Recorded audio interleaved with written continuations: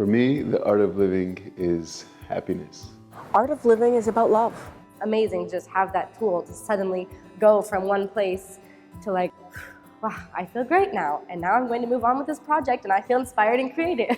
That's what happens when you do this technique.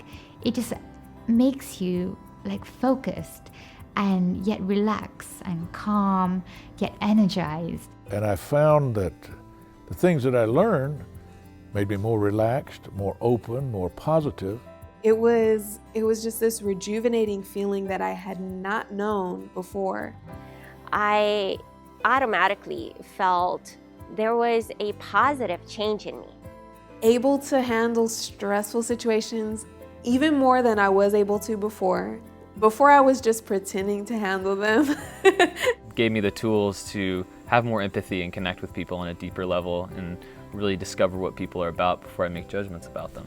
You know, it didn't change the circumstances. I was still dealing with illness and loss and all that kind of change, but it changed how I was able to navigate my way through that situation. It's like zero effort. You don't have to think about it. You're just happy.